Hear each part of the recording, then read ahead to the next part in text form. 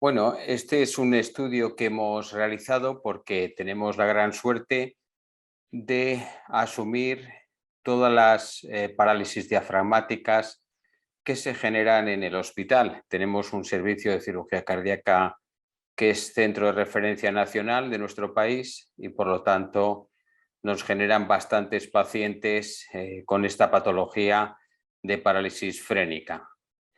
Es un estudio que hemos realizado comparativo de la cirugía convencional por toracotomía frente a la toracoscopia en un periodo de tiempo que abarca 14 años y el objetivo de la charla es un poco mostrar cómo definimos la parálisis frénica, cómo efectuamos el diagnóstico y los resultados del estudio. La elevación patológica de un hemidiafragma que es con consecuencias sintomáticas, sobre todo en neonatos, pues hay que tenerlo en consideración y por lo tanto lo definimos como tal. Puede ser congénita o adquirida. La adquirida suele ser como traumatismo obstétrico o dentro de las neuromiopatías que se puedan ir desarrollando conforme va pasando los años, o tras la cirugía, normalmente cirugía cardíaca por lesión del nervio frénico. Muchas veces esta lesión puede ser simplemente por tracción, por enfriamiento del mediastino, por compresión, lesión térmica. Por lo tanto, el protocolo que tenemos es, aparte de hacer una radiografía de tórax, utilizamos la ecografía como elemento fundamental para estudiar el movimiento del diafragma. Si además identificamos que hay una parálisis diafragmática y hay sintomatología, como he mencionado anteriormente, pues indicamos una aplicatura sin hacer un periodo de terapia o de espera para ver si se recupera o no, puesto que estos pacientes dependen de la ventilación mecánica y por lo tanto cuanto antes se solucione, menos problemas se van a presentar a lo largo de su tratamiento. Si los síntomas son leves o puede estar con ese diafragma elevado, pero son niños todavía pequeños, también consideramos la aplicatura como una opción válida. Si son niños mayores de 6 meses, esperamos un tiempo para ver si se recupera, que suelen ser un mínimo de 2 semanas. Si vemos que no es suficiente, se realiza la aplicatura si presenta esos síntomas y si no presenta síntomas podemos hacer un seguimiento a largo plazo. El estudio de la conducción del nervio frénico está descrito desde hace muchos años y nosotros lo realizamos también hace años, pero vimos que no era tampoco muy útil. Era mucho más útil estudiar la radiografía y sobre todo el movimiento del diafragma con estudio ecográfico. Estudiamos al pie de la cama o de la cuna el movimiento de cada hemidiafragma y podemos ver, por ejemplo, aquí en el lado izquierdo como el hemidiafragma del lado derecho se mueve bien y sin embargo el del lado izquierdo no se mueve. Luego es un diagnóstico de parálisis diafragmática izquierda. Este tratamiento, por lo tanto, una vez indicado, lo hemos realizado con una cirugía por la técnica abierta o por cirugía toracoscópica. La técnica abierta a través de una mini toracotomía y nos hemos ayudado en un tiempo con la visión del toracoscopio a través de esa toracotomía, pero luego pues hemos procedido a hacerlo por cirugía toracoscópica. Publicamos en el año 2013 los primeros casos de esta técnica de cirugía toracoscópica. No voy a entrar ahora mismo en detalle, lo vamos a ver a continuación, donde desde 2010 cambiamos la cirugía propiamente dicha de sutura por la aplicatura con aguja epidural, que es una aguja roma y que permite hacer la sutura con la utilización de 2 puertos de 3 milímetros y una aguja de epidural que se introduce por la parte posterior del tórax y a través de la cual se introduce el hilo que permite hacer la sutura, de tal manera que el resultado es mucho más estético, pero sobre todo tiene una menos agresión desde el punto de vista técnico. No hay que hacer ningún tipo de toracotomía y por lo tanto los movimientos respiratorios son mucho mejores al tener mucho menos dolor postoperatorio.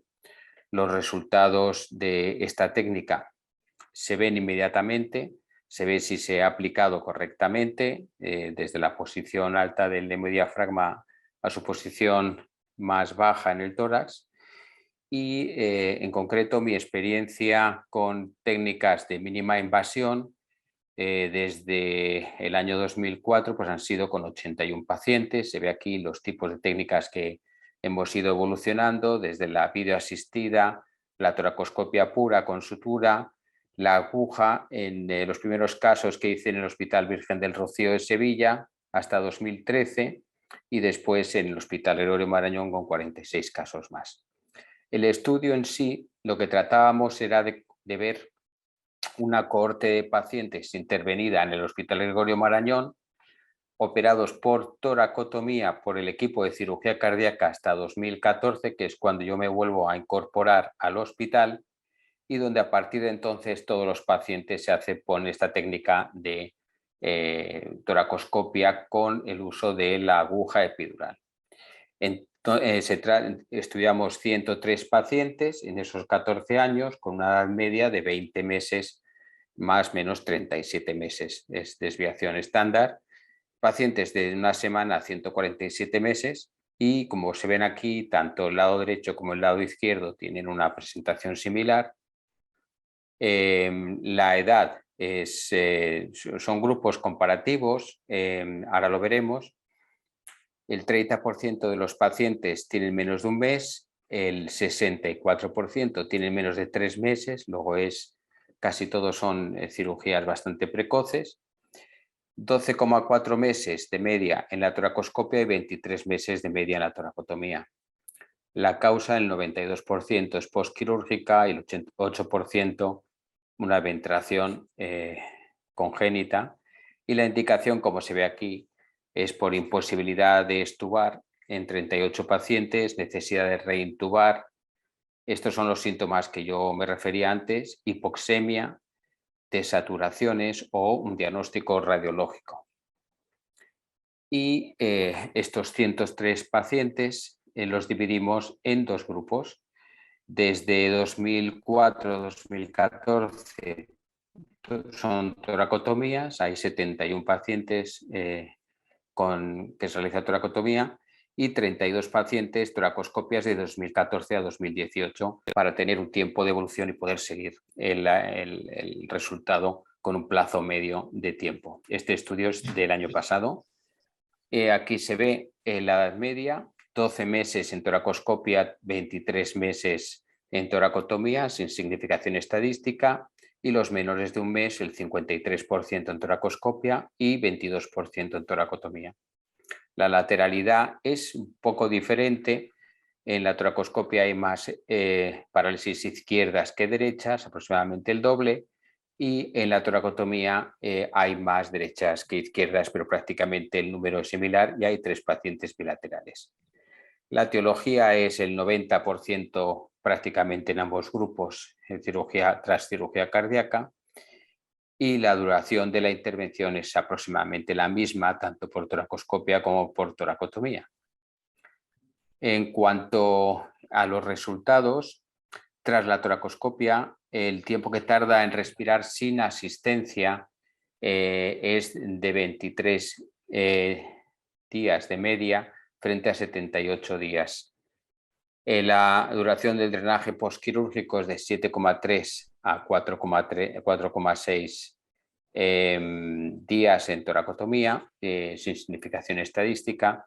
La estancia en la UCI es similar en 52 días y la estancia hospitalaria total es también, no es estadísticamente significativa, pero son 75 días en toracoscopia de media frente a 100 de toracotomía. El tiempo que tarda en ser extubado el paciente es significativamente menor en el grupo tratado por toracoscopia, con una diferencia estadísticamente significativa.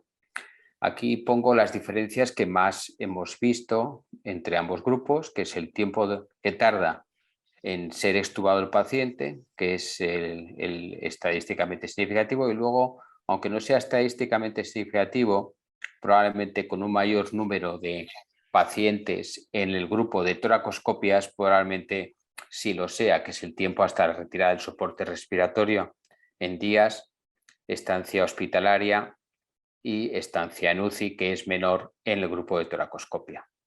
Aquí se ve claramente que en la toracoscopia los pacientes se extuban antes y la cirugía no es más larga. En cuanto a las complicaciones, es curioso, hay pocas complicaciones intraoperatorias, solamente 2 neumotoras que tuvimos que colocar un tubo que no habíamos pensado colocarlo, y en el grupo de la toracoscopia y en la toracotomía sí hubo 2 pacientes con sangrado aparte de 4 neumotoras. En las complicaciones posoperatorias, aquí contabilizamos tanto neumotoras como derrames, etcétera, y hubo un 53% en el grupo de toracoscopia, un 52% por la toracotomía. Son complicaciones poco importantes, leves, en los cuales ni siquiera, en algunos casos no hubo falta ni siquiera poner tubo de drenaje, pero hemos querido contabilizar todo aquello que se desviaba del curso normal de una cirugía. Si hay diferencia en cuanto también al número de pacientes que salen del quirófano con un tubo de drenaje torácico. El 59% salieron con drenaje en toracoscopia porque consideramos que el resto no hacía falta, y en toracotomía el 82%. Y la recurrencia, como se ve, es claramente inferior en el grupo de toracoscopia, aunque no es estadísticamente significativa, siendo un 6,3% de los pacientes con respecto al 18% de la toracotomía. Y la mortalidad es una mortalidad que son pacientes críticos y que tenemos mortalidad en los grupos, un 15% en la toracoscopia y un 12% en la toracotomía, sin ser estadísticamente significativo.